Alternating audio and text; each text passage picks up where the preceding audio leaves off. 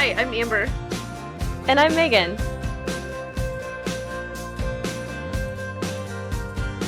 I am super excited to have the podcast. I am over the moon excited to have a podcast. So welcome to the Pacific Northwest Homegirls Podcast. We're two girls from the Pacific Northwest in very different places in life who found an unexpected friendship and partner in this crazy thing we call real estate. We believe the key to buying your first home is education, with lots of laughter and fun along the way. So listen in and join us on your home buying journey.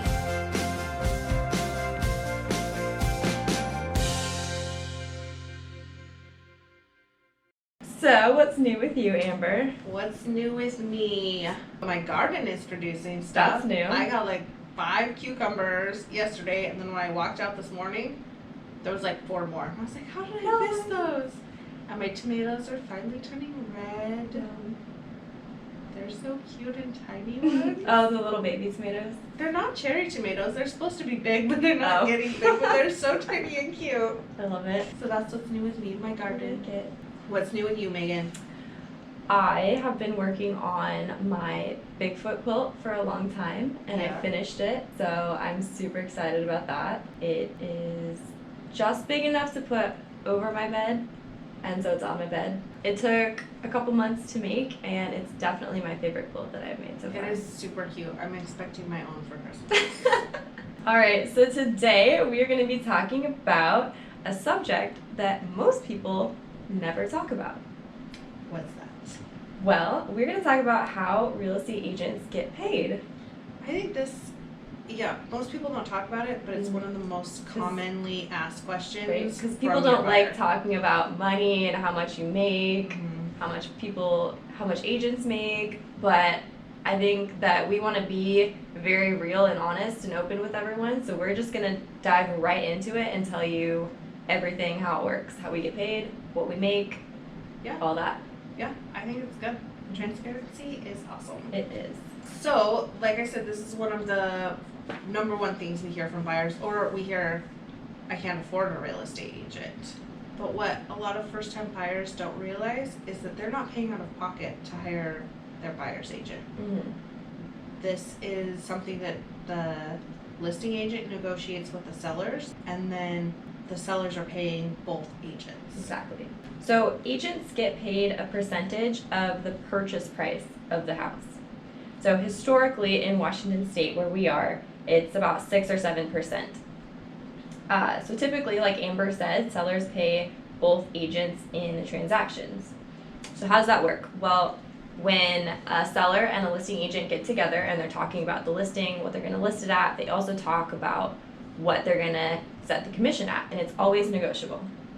And from there, let's just say it's 6%, the listing agent and the seller agree on a 6% commission. That gets split between the listing agent and whoever brings the buyer, so the buyer's agent. Correct.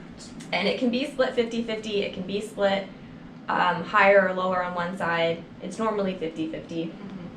So I think the other thing we should mention is, like, we're paid on commission. We get a percentage of the price of the house. We're not getting paid hourly. If you end up not buying a house with us for some reason, we're not going to turn around and say, you didn't buy a house and now here's our hourly bill. Like, we only get paid when you close on that house. Right, so we're 100% commission. So we can be working with a buyer for 3 days, 6 months, a year, and we're not going to get paid until that house closes.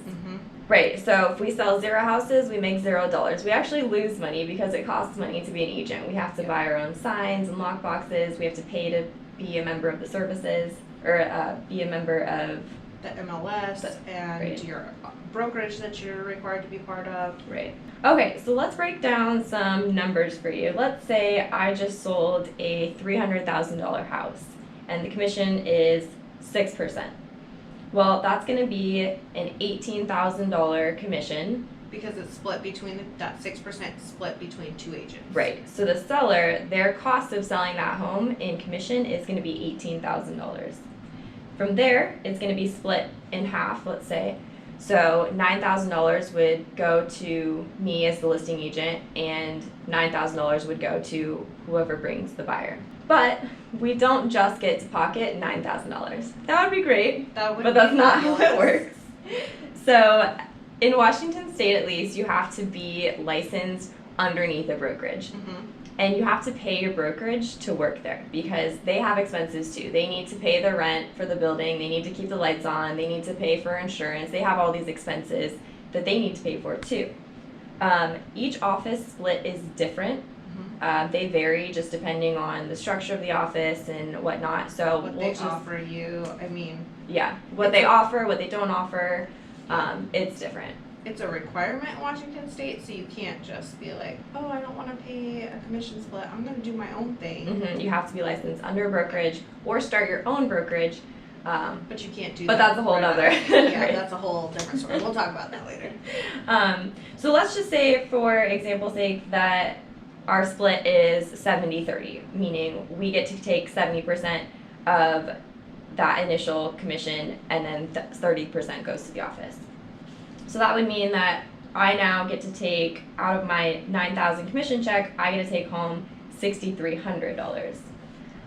But it doesn't stop there. So before we continue to break down what the agent's bringing home, that 30% that you're paying to your brokerage, some of that is taxes that they're paying on your behalf, not your personal taxes that would be taken out of your paycheck, Right. but some real estate taxes that are required. And, you know, the brokerage has gotta make money too. Right? We're a business, they're a business. Okay, so what are you taking home? Okay, so out of that $9,000, after the 70-30 split, you would get to take home about $6,300. And then you also have to pay personal taxes. So as real estate agents, we are technically self-employed, we're independent contractors. So if you work a regular 9-to-5 job, every time you get a paycheck, your taxes are taken out of that. So you don't have to worry about it, you don't have to set it aside. Yeah, your employer just does that for you. Yes. Super easy, you get your check and move forward. As real estate agents, we run our own businesses Mhm. within our brokerage, so we have to set aside money for taxes out of every single commission check. And then at the end of the year or quarterly, whenever you pay taxes, is when you'll take that money and pay it. Right. So normally taxes, it just depends on what your income is, how much you're gonna pay in taxes, but anywhere from 20 to 30% is a good number. So I usually put about 25% away from each commission check. So once I take out 25% and set it in a separate account for my taxes, then I'll be taking home $4,700 about. And it doesn't stop there. Yeah. So the next step is paying your business. Exactly. You, as a savvy agent like Megan and I are, we're gonna put money back into our business right away instead of taking as much as we can home and then out of our home paycheck trying to buy our signs and our lock boxes, business cards, all of that kind of stuff. We Right. always put money back into our business before we pay ourselves. Right. Because we don't want to take money from our personal account to fund our real estate business. We have real estate funds and we have personal funds. Yeah. So from that $4,700, I usually put a couple $100 away towards my business for, like Amber said, signs, posts, lock boxes, marketing, things like that. So, and I try and do at least 10% of not what's left, but that initial money that I get. 10% of that is going back into my business. So in the end, when it comes down to it, depending on how much you put back into your business, you can be around $4,500 that you're netting from that original $9,000 that was your split. So it goes down pretty fast. Yeah. Yeah, but that is how we get paid. That's how our structure is broken down. We get paid a commission. We give a percent to our firm. We give a percent to taxes. We give a percent to our business. And then what's left, we get to take home and pay ourselves. And then do all the fun adult things, pay the mortgage, pay the power bill. Insurance, Yeah. all the good stuff. So $4,500 may still sound like a good chunk of money, but you're usually spending, 80 hours minimum working with clients. So you can be, that $4,500 check can be at least at least 2 months of work. Yeah. If you're working with a buyer and you're showing them houses for a month and then it takes about a month to close that house, you got 2 months of work, you get $4,500 for it. Sometimes, I mean, I've had transactions where I've worked with a buyer for over a year before we were finally able to find a house. Yeah. So each transaction, like if you broke it down to like an hourly rate, is gonna vary depending on how long your buyers took to pick a home. Mm-hmm. But there's so much back end stuff that your agent is bringing to the table. Like, it's a service-based business, real estate is, and so you're paying for somebody's knowledge, you're paying for their experience, you're paying for their access to things like the MLS. Mm-hmm. So I feel like it may seem like it's a lot of money up front that, you know, oh my gosh, my real estate agent just got $4,500 for opening a door for me, but it's not just that. It's just like taking your car to the mechanic and having a professional work on your car. You're having a professional help you with this. Mm-hmm. So like I said, you have the knowledge of real estate, your negotiation skills, we're writing up all the paperwork for you. Mm-hmm. We're definitely helping you do the fun part, going to open houses, Yes. looking at all of the houses. It can also save you a ton of money by working with an agent because we constantly are doing market analysis where we're looking at houses and what their market value is. So if you want to buy a $350,000 house that is listed at $375,000, we'll be able to tell you, hey, that house is way overpriced. You should not put an offer on for $375,000. That is way over what it's worth. And so we'll let you know. As a seller, we're going to be able to help you price your house correctly so you're not listing it too low, which I don't think most people go in thinking their house is worth less, that, you know.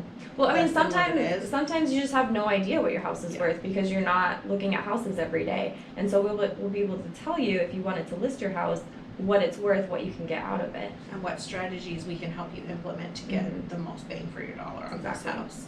So there's a lot of things that your real estate agent does that you're paying for. So that is how a real estate agent gets paid.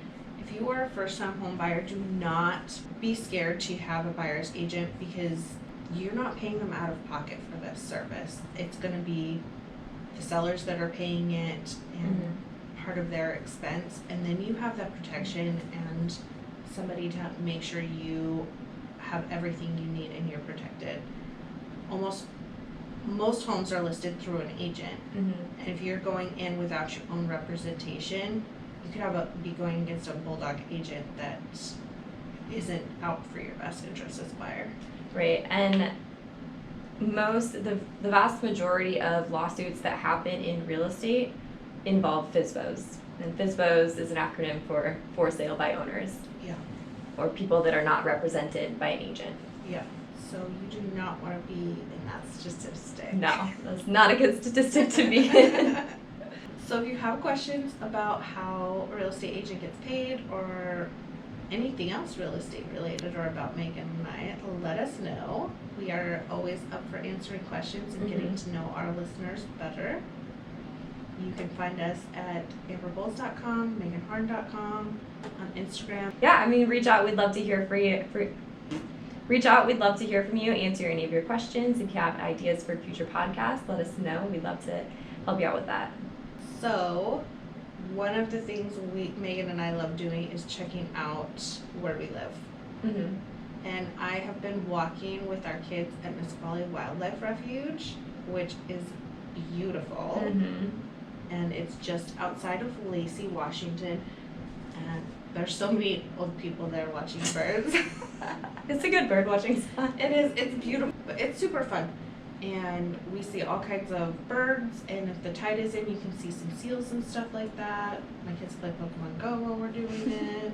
Yeah, it's really pretty, and it's a nice gentle walk. Yeah, no major hills. You could definitely take babies in strollers. Oh yeah. No pets though, because gotta keep the birds safe. All right. Well, thanks for listening. We'll see you next time.